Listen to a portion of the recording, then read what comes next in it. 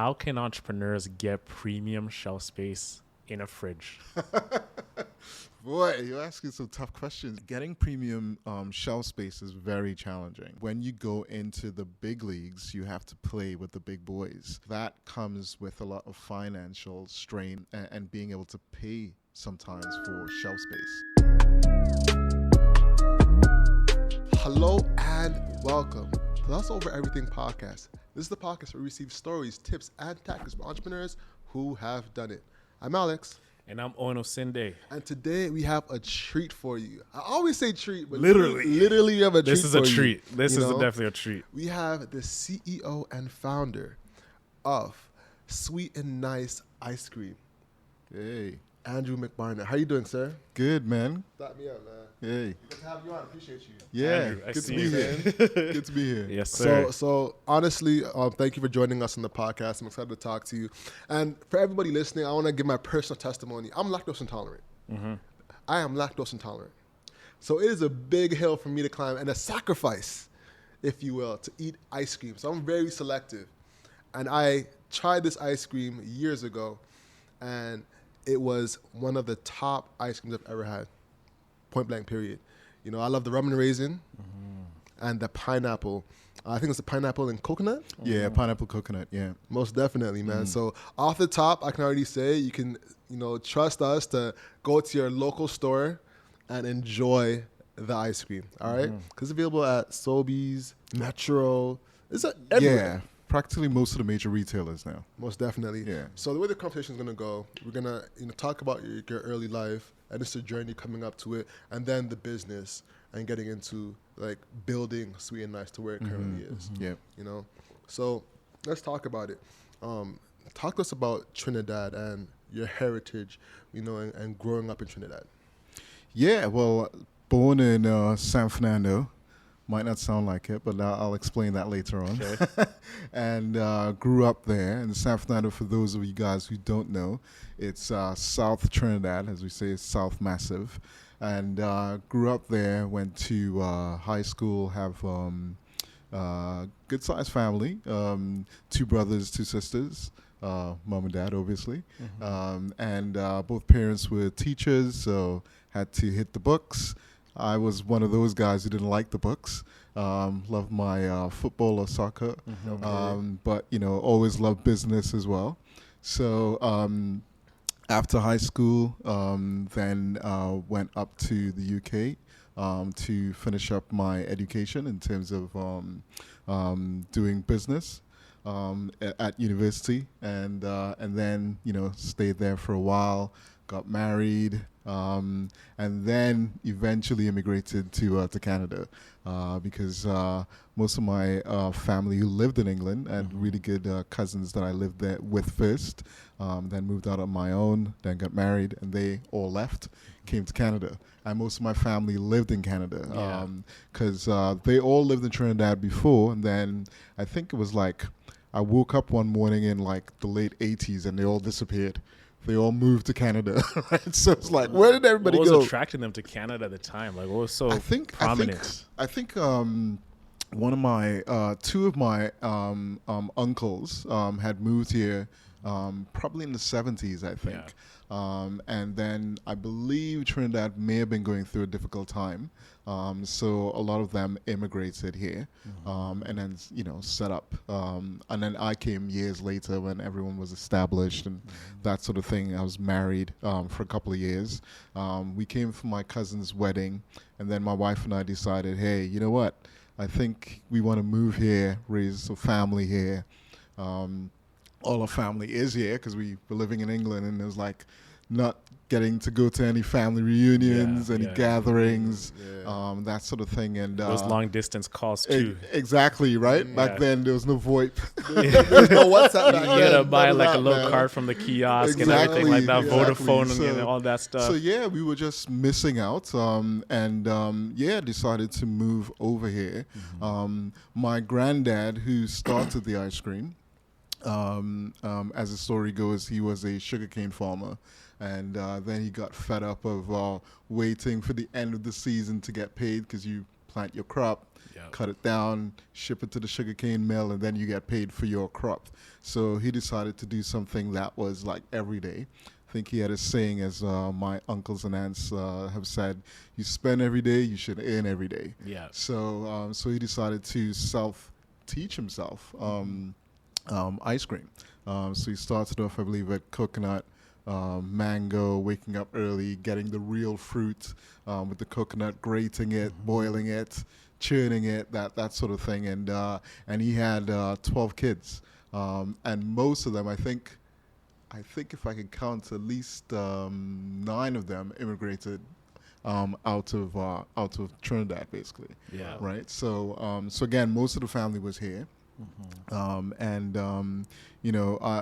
think I was pretty young when he was elderly. So I met him a couple of times, enjoyed the ice cream, free ice cream, which was good, a couple of times as well from him. But it was always a passion in our family, the Neal family, to enjoy ice cream and good food and that sort of thing. So, when I moved over here, my cousin Stafford and myself started, toying with the idea of restarting the company. And I was going into grocery stores here and seeing nothing that resembled really good ice cream. Exactly. And so we decided to restart the ice cream.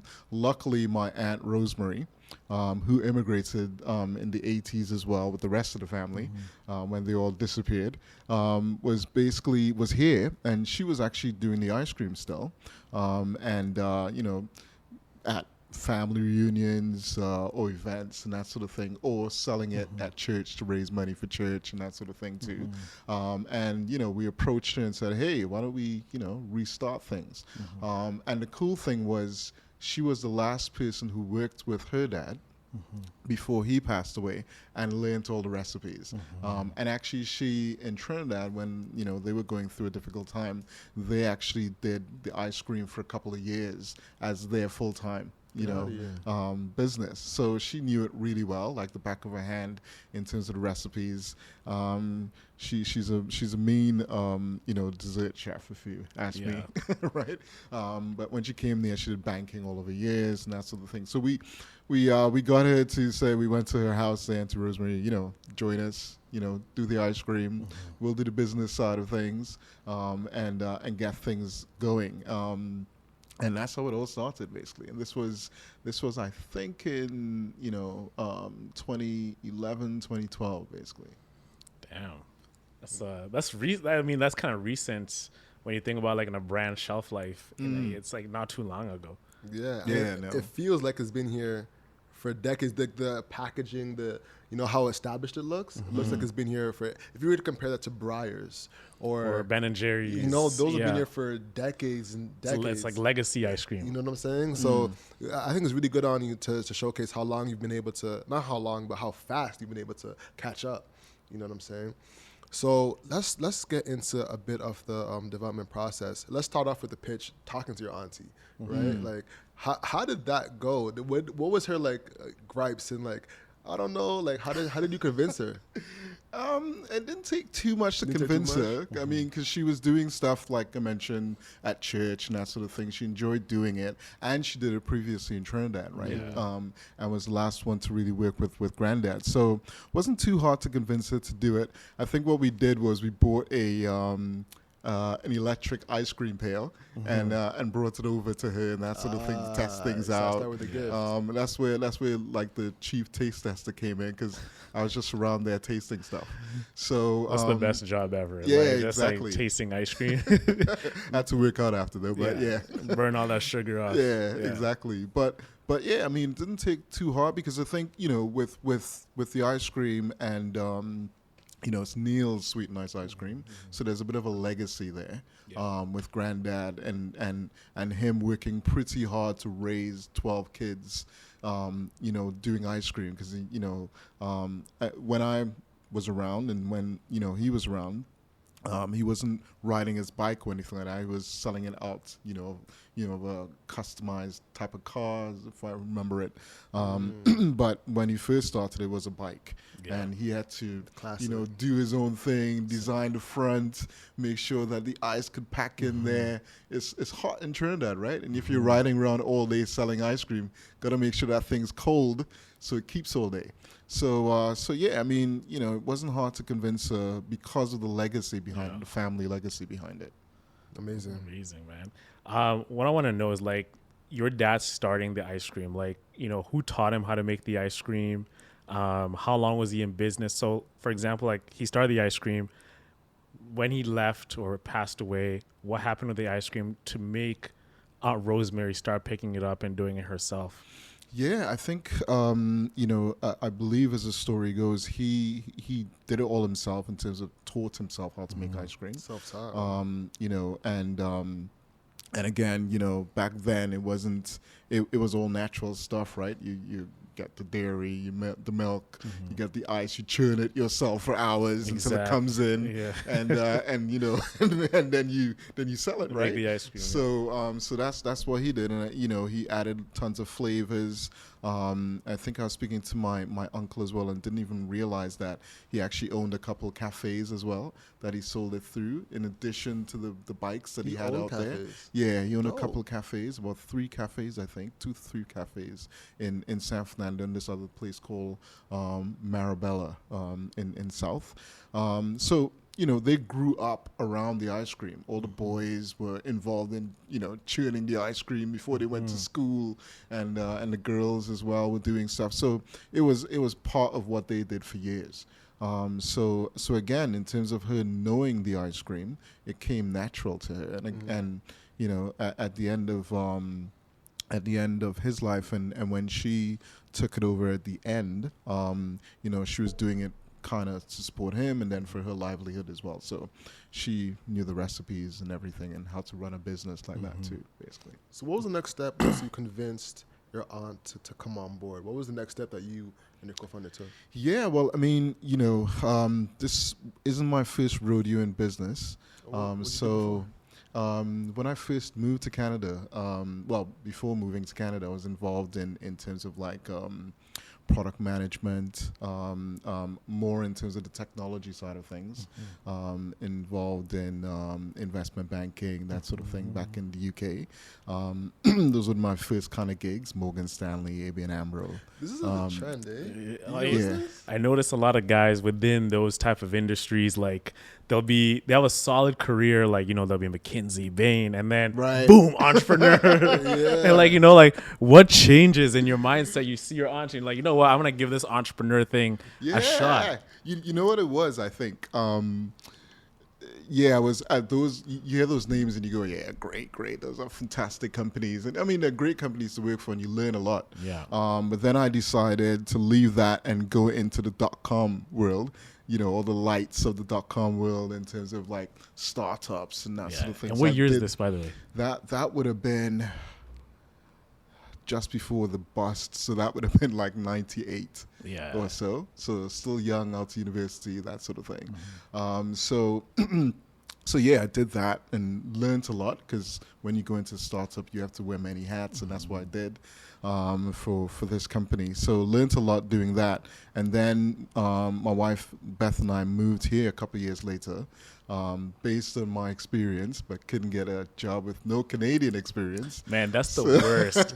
Trust me, my dad went through that like so many times. Like he comes here with like degrees in accounting, and then you're told you need Canadian experience. Exactly. Then the Canadian experience is like just any job that shows you've worked in Canada. Exactly. It's so demeaning sometimes just to see your parents do jobs that they're so overqualified for just for the sake of Canadian experience. Yeah, it's not fair. Exactly. So anyway, when I moved, encountered that, and then started a technology company and ran that for a couple of years. So did that and learned quite a lot in terms of doing that, in terms of working with clients and that sort of thing, and selling into clients. both here, the US and the UK, and did that for a number of years. So it taught me in terms of, setting things up, running a business plan, understanding the market, adjusting things to the market, because we pivoted the company a couple of times in terms of the software company. So when it came to the ice cream, before we started it, I did things like market research, looked at, the size of the container it was actually a decision in terms of looking at, where we wanted to fit in. At the time when we were launching the ice cream, demand for ice cream was actually going down, but the premium side of the market was going up. And that was because people were eating more healthy, but when they wanted to escape something good, they wanted it to be really good. Yeah. So that's why we decided to do all of that. So in terms of get the next step, it was basically, doing the market research, seeing where we would fit in, understanding where the gaps were, and then, jumping in basically. Man, all right, so you want to unpack there. Yeah, there's so much to unpack. Yeah, because with a lot of entrepreneurs, a lot of them don't do market research, and it's a profitable business for businesses to fail. When businesses have to pivot and continuously, try and do new things. So let's talk about market research. What were some of the key things you found, and what was your strategy doing the market research? Yeah, so I mean, I did all the market research myself, but basically the key things that I looked at was, one, where would we want to position ourselves against the market? Against existing customers and of course who is there, like the Ben and Jerry's and the Haagen-Dazs, and then you got the Chapmans and that sort of thing. So I looked at what the key trends were, and the key trends were there was a growth in terms of ethnic products. Number one, the taste, because Canadians travel quite a lot. And I knew that because the previous business that I was doing was technology, but it was tied to travel as well.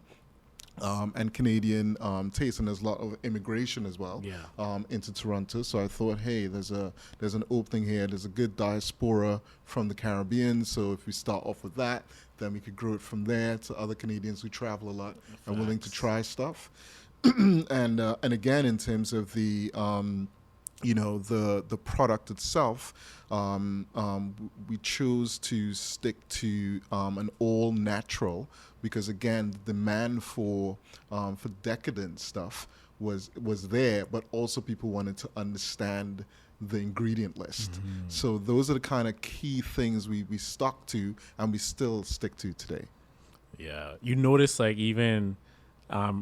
I've noticed that trend 6-7 years ago. Everybody's caring about what goes into it. Yes. And even the obsession of counting calories. Yes. It reminds me of this Seinfeld episode where there's this yogurt shop, and it's non-fat yogurt and non-fat ice cream, and everybody's obsessed with counting calories, especially with ice cream, because we all want to indulge in it, but the amount of calories that can impact you if you eat it every day as a pastime, as a dessert. And I've noticed that. So did you cater to that audience as well? Because when people pick up ice cream, the first thing they're looking at is, okay, how many calories is it per scoop? Yes. So we had to make a choice, right? And again, in terms of the market research, we looked at where we would fit, because we knew that we may not be the healthy choice, but we could still fit into that category because we were natural. But we also chose to be on the decadent side of things, in terms of thinking, if somebody wants to have ice cream, they want something that's natural, but they want something that's real and good. So basically, we didn't cater for the calorie counting person. We catered for someone who wanted to snack on something, at the end of the week when they did all their workout and they thought, hey, I would cheat a little bit with and treat themselves. Exactly. They would have all ice cream, basically. It's a little guilty pleasure. Yeah, exactly. Yeah. Most definitely. And with that said, let's try some ice cream, because we don't want it to melt. Exactly. So I've been eyeing the ice cream for some time. I'm ready to dig in. So let's take a second and try some ice cream, and we'll get back into the conversation. So I was saying, you bring your dad's recipe back, you want to manufacture it. Getting to the science of manufacturing ice cream, if you're doing multiple flavors, especially your dad's specific ingredients, do you have to is there a base recipe, then you just add flavors, or do you have to reinvent the process again for like a No, guava our or ice mango? cream, our ice cream. Of course, I can't tell you the secret, or else I'll have to shoot you. But Yeah. basically, Next thing you know, I'm in business tomorrow. but essentially, when we started off with mango and coconut, Yeah. and those were different flavor profiles. So we actually, when we did our recipes, each ice cream was different. Today we've done again, improvements behind the scenes, that sort of thing. So you may taste our ice cream maybe 5 years ago. It's a little bit different today, but it's still the same quality, that sort of thing. And then we've done things in terms of, to make the operational process a lot more efficient. So there may be one or two flavors that could be combined, like let's say, pineapple coconut and coconut can be done together, or maybe our guava can be done together within the same run, and then fruit is added and that sort of thing, basically. All right. So a lot of entrepreneurs, they don't have startup funding. They have friends and family around, and friends and family say F off. You know what I'm saying? Flip the bird. Yeah. So I want you to break down that partnership part that you just mentioned, because I think that's very critical for a lot of entrepreneurs. So when you say partnership, how were they getting something out of what you were doing?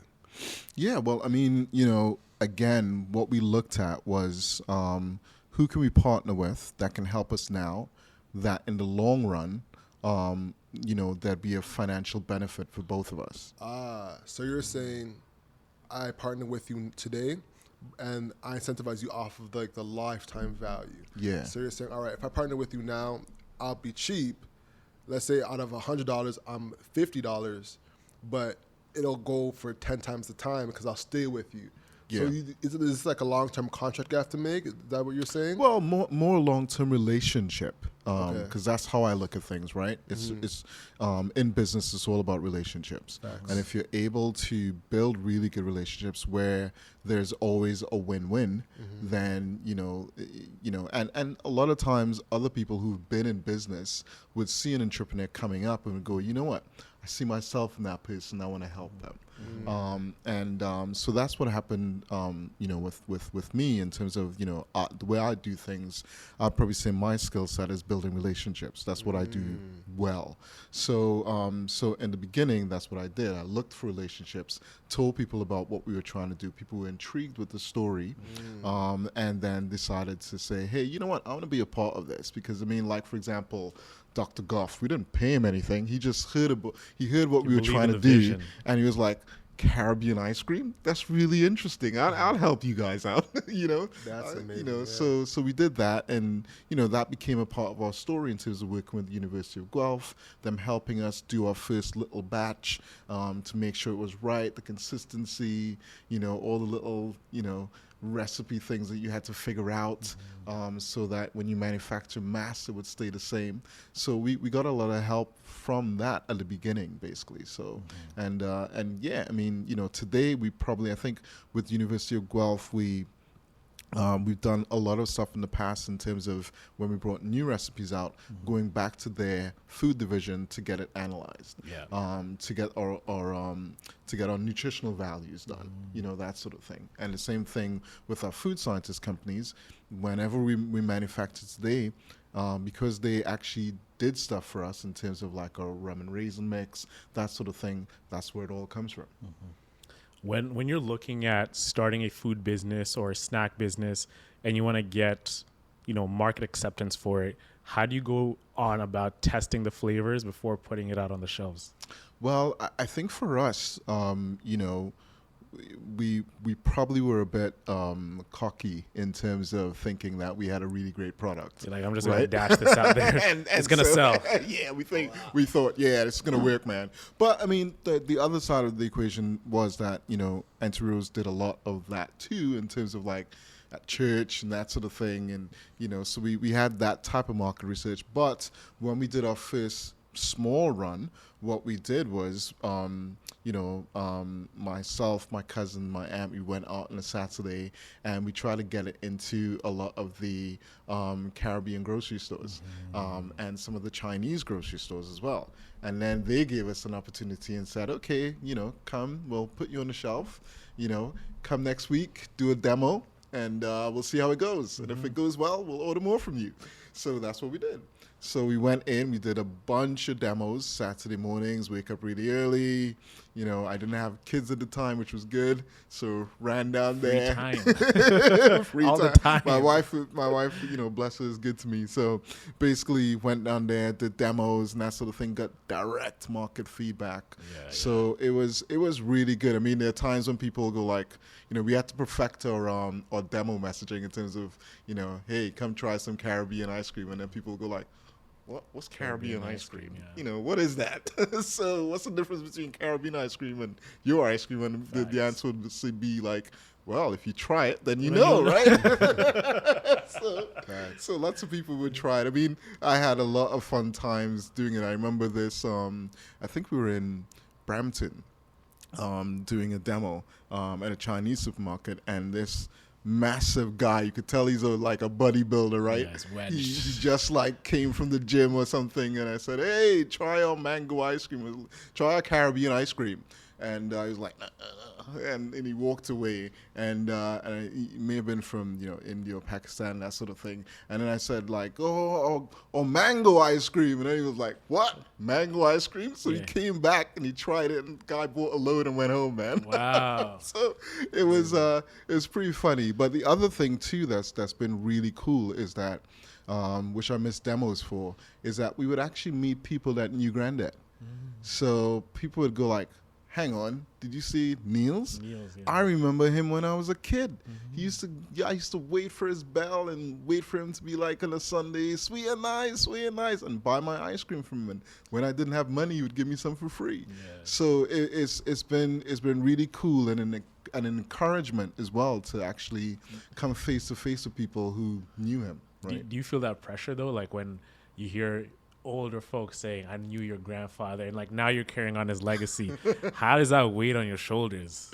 It's a weight, man, but it's a good weight, I think, because I a lot of times, you know, they would have a lot of great words of encouragement. So basically, you know, it's a nice experience. I mean, a lot of times we meet people like that. I think there was a lady from Vancouver. She had contacted us and said, oh, you know, I remember your granddad and that sort of thing. She sent us an email, and we sent her some free ice cream.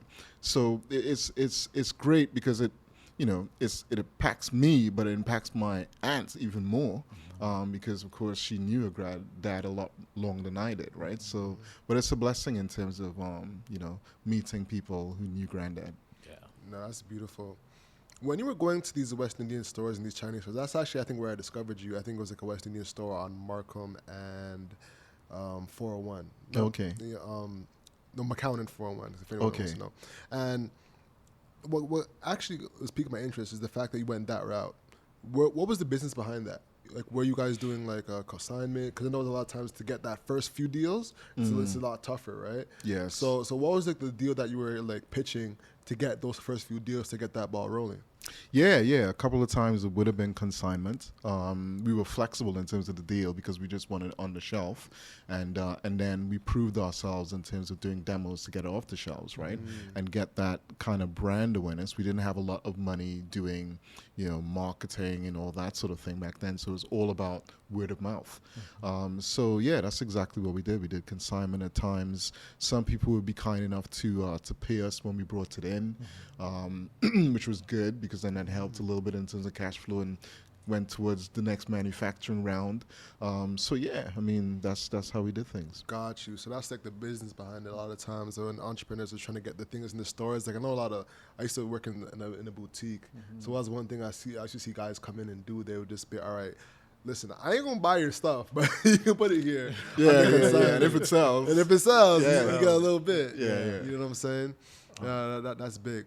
All right, so you get it into these West Indian stores. And do you learn more about like shelving and that whole business from that point, or do you think that once you got into the big stores is when you really started learning? Yeah, when you got into the big stores, that's when you really started learning. Because I think, you know, with the West Indian stores, it was and the Chinese stores, or the what we call the, you know, independent stores. We got a lot of learning in terms of people's feedback.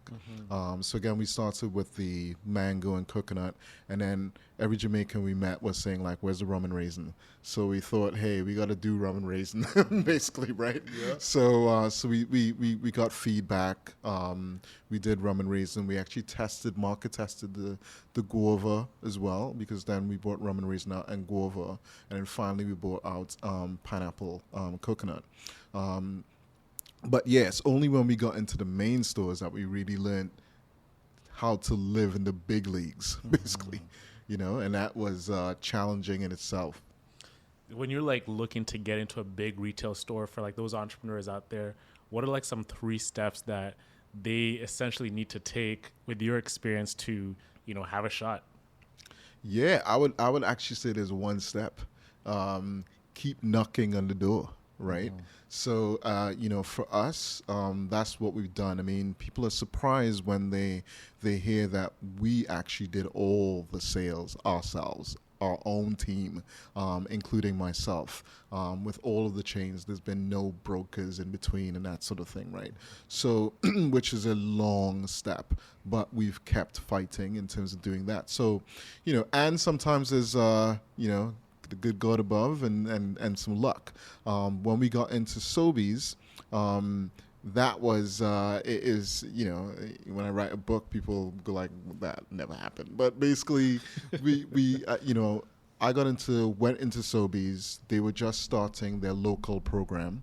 I think they were the first ones to bring out a local program in terms of, you know, helping local entrepreneurs get on the shelves, and giving them space and that sort of thing. So went in, and then, you know, met this guy, and turns out to be from the UK. Turns out to be from UK strikes again. Turns out to be from Rumford, where I lived, and we hit it off right away. Wow. And basically they were what they call category buyers. So he was in charge of dairy, and he was only selecting one company to work with, and on the spot he selected us. Without even trying the ice cream? Yeah, no, he tried it. I brought samples and that sort of thing. He loved it. But again, you know, being from the UK, he traveled a lot to the Caribbean, not just to Cuba, but, you know, again, Jamaica, you know, Barbados, Grenada, that sort of thing, and enjoyed the stuff there. So he knew about the flavors. So he then gave us an opportunity, and yeah, I mean, you know, it was scary because now you got to perform, right? And I remember that, you know, I think we saw him it may have been before summer, and we thought, hey, we'd get in the summertime. Then, unfortunately, he left, and then someone else took over. Funny enough, it turned out to be a Trini that took over, basically. Sounds like you're just having the best of luck everywhere you go. It's trying hard, because it took us about 2 years to get into Sobeys, right? So it kept, you know, we kept knocking on doors all the time, and buyers kept switching out, you know, back and forth. So it was still tough getting in. But when we got in, he then put us on the shelves. I remember we rolled out, you know, just before Christmas. So we're selling ice cream, you know, when it's winter here, and rolling out a product in 5 stores. So they put us in 5 stores, and we did what we did. And again, because of the experience that we had at the independent stores, we knew exactly what to do. We went in there and just pushed demos like crazy. So, you know, it did really well in the wintertime, before Christmas, and then we took a bit of a break, and then fully launched again in the springtime the next year. That's such a big gem that could go over a lot of people's heads, is doing local work. You know, going to the local markets and selling hand to hand. You know, I heard a phrase that someone said where they were saying, I'm gonna let you say, because I think I know where you're going with this. Guess what I'm gonna say. Do things that don't scale. Damn. I'm pissed. Yeah. So it was something along those lines. Very similar. Is your first 100 sales have to be hand to hand? Really? First 100 sales. That's what caught me off guard. Is there any truth to that in your opinion? There's a bit of truth to it because I think that, if you don't do it yourself as the entrepreneur, you don't know the market feedback. I mean, I remember when my aunt and I went out there and we started selling it, we got a lot of no's, right? I mean, and which was fine. I mean, we kept pursuing it, being persistent, and we got some yeses, which encouraged us to continue on. But then when we got in, then again, the demos, lots of people said, no, I don't want to try that, and then other people tried it, liked it, bought it, right? So I think that having that one-to-one experience initially, is really good. I mean, like right now, again, when, probably over 1,000 stores and all that sort of thing. Spent the last 2 years in the pandemic without any demos, right? So you just get the feedback in terms of, directly from people on Instagram or wherever it is like that, right? But if we didn't have that original, like you said, 100 sales hand to hand, then we wouldn't have gotten the feedback and known the potential of it as well, right? Yeah. So I want to triple down on this process of getting to stores because I feel like it's where a lot of the community doesn't get that opportunity. A lot of people, you go to Kensington and we see the honey brands, we see the cannabis brands, but maybe that's gonna be a little tougher. But you know what I'm saying? There's a ton of those the shea butter brands. Yes, you know what I'm saying. And they're always like in the small time stores, like, and you're thinking about like big time, like how do you get into the big time stores? So let's dial in on the knocking down that door, right? So what were some of the steps and processes and advice that you would give to somebody trying to enter a Sobeys, a Metro, a Loblaws? I think the key thing is that, like I mentioned, knocking the doors, but the second thing is being prepared, right? Because when we went to Sobeys, it wasn't a case of, oh yeah, we'll put you on the shelf. They had to assess us and confirm that we can actually deliver what we said we could deliver, right? And that being that, okay, we had a manufacturing plant or co-packing partner in place, someone who can scale if we needed to grow the number of stores. Then the second thing is making sure that your product has a sort of product market fit in terms of there was demand out there. So I was able to say to this guy, well, hey, we're at the time we were probably in about 30, 40 independent stores. So he was like, oh, that's really good. It shows that you're not just doing a Saturday thing, you're trying to grow this. So some side hustle. Right? So all of those things were pretty important in terms of making sure that, because again, when you're going into these stores, remember, you're going into them to scale. You're not going into them to just be in 5 stores in Toronto. And say I'm at Sobeys. Yeah. You want to scale, right? And you want to make sure that in every store that there's a Sobeys or there's a Loblaws or wherever else that someone can go into it and purchase your product. So yeah, that's what I would say. How do you go on about getting over rejected many times when you're trying to get into a retail store? Yeah. I could say that, I won't call names, but basically, we took a while to get into, like, for example, we're prevalent and we have a really great penetration rate in Ontario, right? That's where most of our stores are, probably about 60%. The next province was Quebec, right? And so there's always challenges in terms of Quebec. We've had really good success in terms of independent stores in Quebec, but then getting onto the major stores in Quebec is always a challenge, right? Of course, being an Ontario brand, then there's a challenge there too, right? so basically, so we've been knocking on doors to get into Quebec for a long time. And last year, thankfully, we were able to get into Quebec through Loblaws. And this year, we're getting in with Sobeys. But again, it took quite a while in terms of keep on knocking the doors. Hopefully, sometimes trends change. People are seeing things differently. Through the pandemic, again, we grew because of a couple of things. One being local, two being black owned, was about to say that. and that has helped change people's perceptions in terms of a product. And for us, we see ourselves as we're an ice cream company that happens to be black owned, right? So so it really took a while in terms of like, again, knocking on doors with a lot of these major retailers to actually get in. And again, you know, once you get into one, you got to prove yourself in terms of making sure it's staying on the shelves.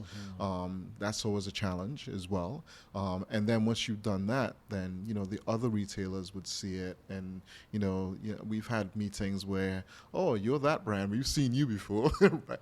So then it makes it easier to actually say, okay, So it's like hey. retailers all talk. It's just like they all. Oh yeah, they all talk. It's a small club. They go into each other's stores and see what's on the shelf and that sort of Yeah. thing. But you know, as you know, for those guys listening in there, if you want to get into a major store, you got to make sure that you're prepared to do so, so that when you do get the opportunity, your viewpoint is scaling, right? Because you know, for me, before we even got on a shelf, my dream was to not see it on the shelves in Canada, but to go back to the UK and see it on the shelves. So that's still my dream.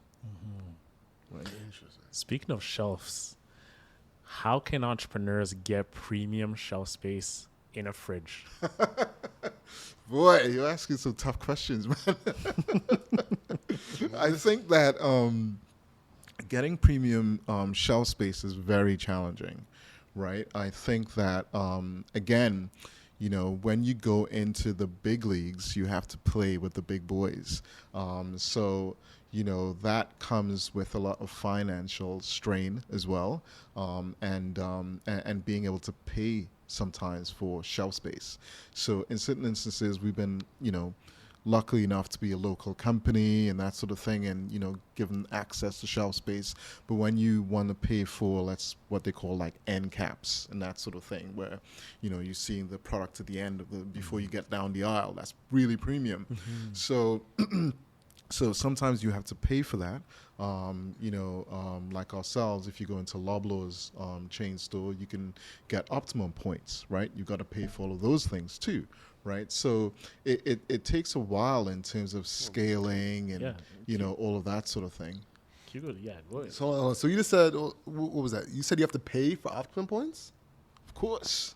Whoa, I We didn't know never that. know. Yeah. Hold on. I thought optimum points just like scan my thing, I get points, I'm done. No, man. as Retailers, Really? as a retailer, hopefully Optimum, you know, isn't listening to this, but I mean that's the model. I mean, funny enough, before getting full time into Sweet and Nice, I mean, my background was loyalty, Loyalty right? one, right? Right. Yeah. So basically, yeah, as a retailer, yeah, as a vendor, you pay for access to That's how Optimum. they make money. But I mean, it's a great. It's that's how they make money. But again, from a consumer perspective, you got to look at it in terms of, hey, you know, like my wife, she dies for Optimum points. Oh, I've got like 10,000 Optimum points, and I'm saving spending my it. Optimum And points. blah, I'm blah. like, I was Right, eyeing a see? cologne. I'm like, when I get to 50K, I'm buying that Giorgio Armani cologne. So, You hoard so those there points. So there you go, right? Yeah. There's something behind loyalty that drives people. So you got to be thinking about, all of those things in terms of like, you know, paying for flyers, whether it was back then physical, digital, you know, all of those things you got to think about, right? So because, you know, you don't want to be sitting on the shelf and then your competitor next to you is on sale and you're not on sale, and all that sort of thing. I mean, the other challenge that you have as well is that entrepreneurs need to think about is distribution. Because, you know, if you want to be a, let's say, like, you know, with us, I'll probably kind of call us a pseudo-national brand, right? Because you could go to, you know, BC and get us, or Quebec and get us, and that sort of thing. But how do you get the stuff from here to there, right? You need to have a good distributor, or a couple of good distributors to do that, and that costs, because of course that eats into your margin as well. So all of those things you got to think about in terms of like scaling. All right, so it brings me to two questions. One, how do you find a distributor that's quality? Or are all distributors made the same, or once you get No. into no? All right, so No. let's walk through that. Then after, I want to ask, like, what's the average? You don't have to give yours, of course, but what's the average profit margin of ice cream or food in general? I'd love to have that conversation right after. So, stock distributors. Yeah, with distributors, it's funny enough. I heard somebody say it the other day. It's like a marriage, basically. You got to find a good one, just like a co-packer as well. It's a marriage in terms of who is able to do your product, do it well, you're comfortable with. They can see that you're going to grow and all that sort of thing. So it's the same thing with a distributor. I think when we first started off, you're looking at the distributor, right? In terms of, me delivering stuff to stores You're and Mr. Sweet all and of nice. that sort of You're thing, basically right? your grandfather. Yeah, saying sweet so and I nice, here you go. was doing all of that. I mean, my aunt did some of it as well, and all of that sort of thing, cousin and that sort of thing too. So, and then eventually we started paying someone to do it and that sort of thing. But then when you're starting to think about like, hey, we need to get the product to Alberta or here or there, so then you got to look for a really good distributor who would fit into your margin profile as you grow. There's always challenges around that in terms of like managing that too. But then you need to find someone who literally, again, it's all about relationships, believing in you, believing that you would grow. The distributor that we're with right now, we started off with them maybe about 4 years ago. And we were a lot smaller, and I would say they took a chance on us. And now we're a lot bigger, right? So basically they've seen the benefits of that in terms of us, starting off with Sobeys. Now then we went to Loblaws, and now growing in terms of like with Metro and a couple of other people too, right? So it's key in terms of finding someone who and again, to the entrepreneurs out there, you may need to switch up your distributors as well, because you may start with someone, locally, right, who just does GTA and they've got a good margin profile. Then you're expanding, then you do that as well. So yeah, that's how we do it. Would you ever go D2C? Hmm? Would you ever go D2C? Direct to consumer? Yes, we have done a bit of that 'Cause you have your own online. store, right? Yeah, we have done a bit of that online and then retail store as well. How did that go? Because I don't know, it must be a lot more difficult with ice cream. Right? Yeah. Online stuff is completely difficult here in terms of doing that. It's much bigger in the States, but over here it's definitely still a challenge. Although during the pandemic it got a bit easier to do that sort of thing. But at the beginning of the pandemic, again, we didn't have any demos, so we did a pop-up store. Which worked really well in terms of getting people to come to us, try the ice cream, and then go back into retail. So that's probably something we'd look at later on down the line as well, in terms of having direct to consumer sales too. Speaking about the pandemic, we were interviewing Steve Byfield of Nyarai Cellars. Are you familiar with that wine? He's like one of the only black wine sellers. Yeah, I've heard about him. Yeah. Did you see any boost in business by you being like an ice cream brand that's black owned during the pandemic, getting buzz, press, and how did that really impact your business in terms of like sales? Yeah, I think 2020, with everyone being stuck at home and that sort of thing, we did see definitely increase in sales.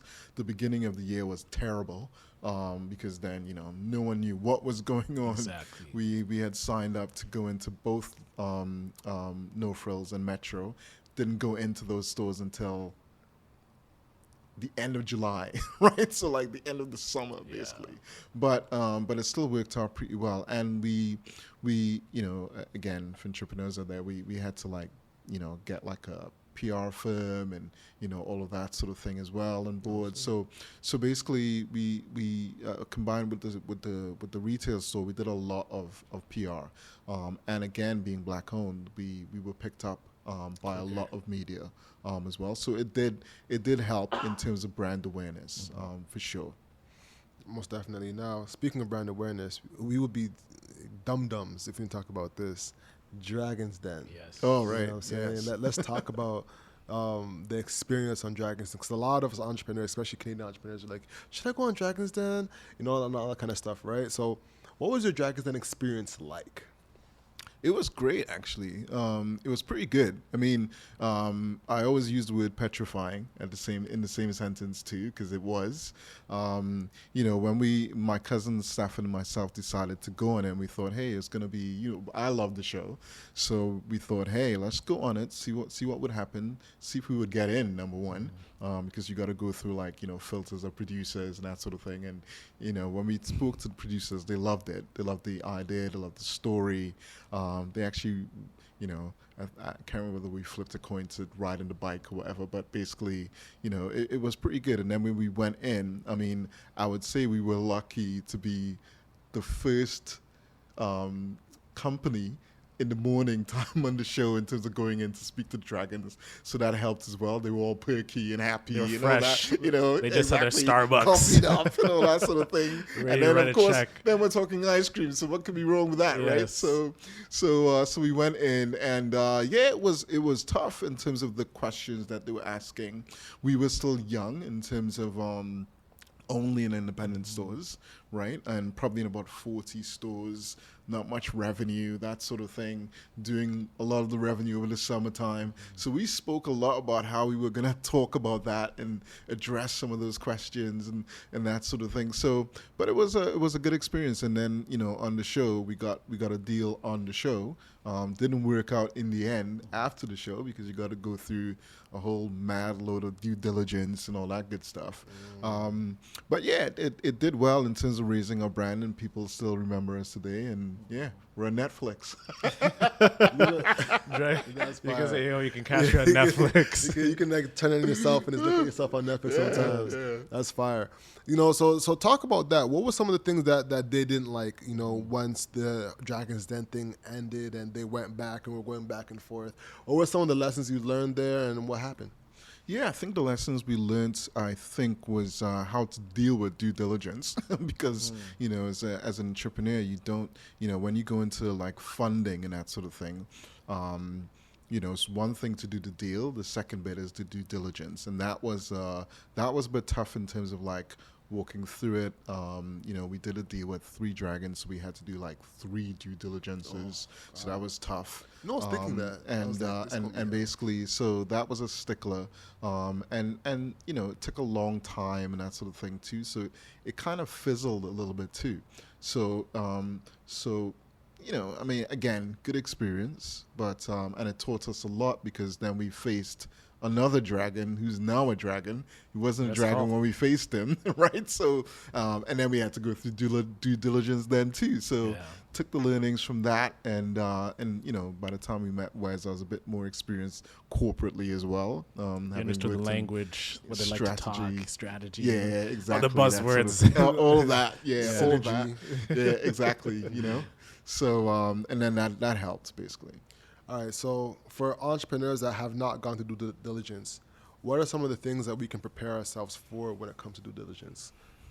Yeah, I think the main thing that is looked at is basically two things.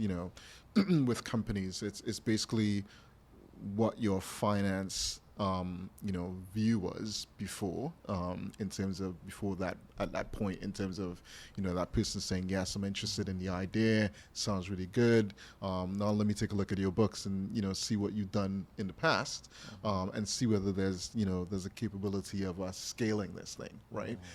With my cash coming in, and whether you're going to need, the initial cash and then more cash. So, due diligence normally takes a few months. Basically, it's not a week, right?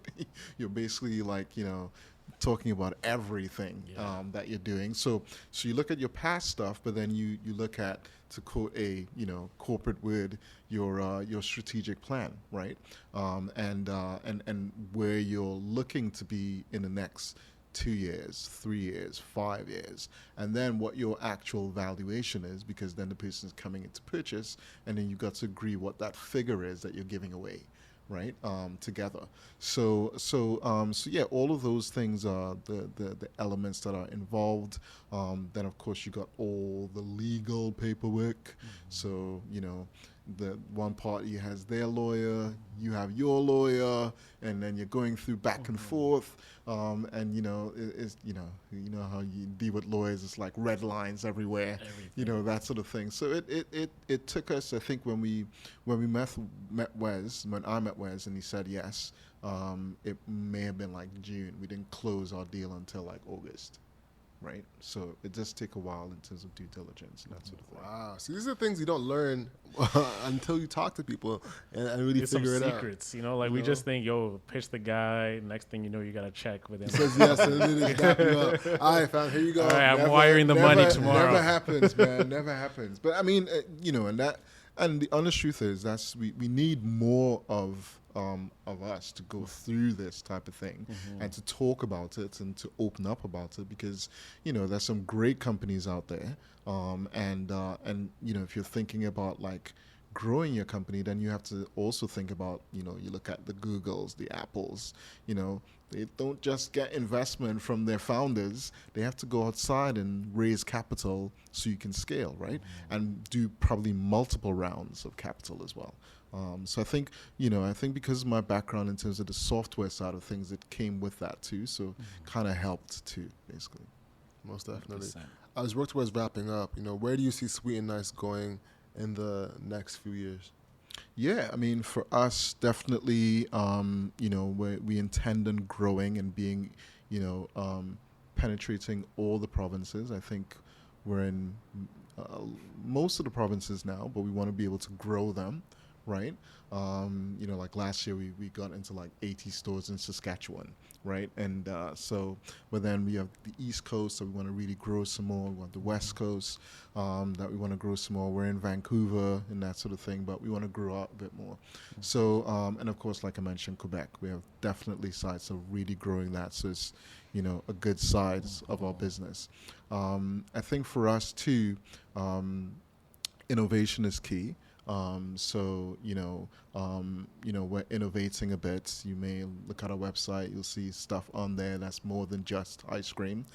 We've started doing rum cakes as well. So basically our intention is to get that into grocery stores and do some stuff with that as well too, and keep innovating on the ice cream side, because of course we're going to look at things like, lactose, vegan, that sort of thing too. Of course, there's always, south of the border, and probably trying to get it back into the Caribbean as well, and then finally into Europe, basically. Yeah. You're a family man. In our community, we talk about generational wealth. Yes. I'm curious, are you getting your kids ready to take over the business one day? What's their interest? Are they involved? Yeah, Share more about that. Again, as an entrepreneur, you got to know in terms of like what you're thinking about. So, who knows what would happen in terms of, whether or not there's like an exit or something like that, or we keep building and building and building, right? But I think for me, building the generational wealth is really important, especially as a Black person, and getting them to. I think for me, it's more. I enjoy, like when we had the store, getting my kids to come to the store and see Daddy's ice cream. Yeah. Or I think we were in Orlando on a family vacation and in Target, and I was saying to my daughter, hey, one day we're going to come to Target and you're going to see Daddy's ice cream here. So it's encouraging them to start thinking about beautiful. Their own dreams. Yeah. And then, pursuing that basically. And that's important to me. Because your legacy families out here, you said Chapman's that you called, that's like his grandson. There's the Mars family, Mars family fortune. Harry Rosen, and then you have the McBarnett fortune one day. Hopefully, man, God willing, one day. Yeah. One day. That's a fact. With that being said, ladies and gentlemen, that wraps the podcast. The hustle is what you can control. So control your grind and control your life. I'm Alex. And I'm Owen Osinde. And I'm Andrew McBarnett. And that's the show, y'all. Peace. Peace. Have a great week, everyone.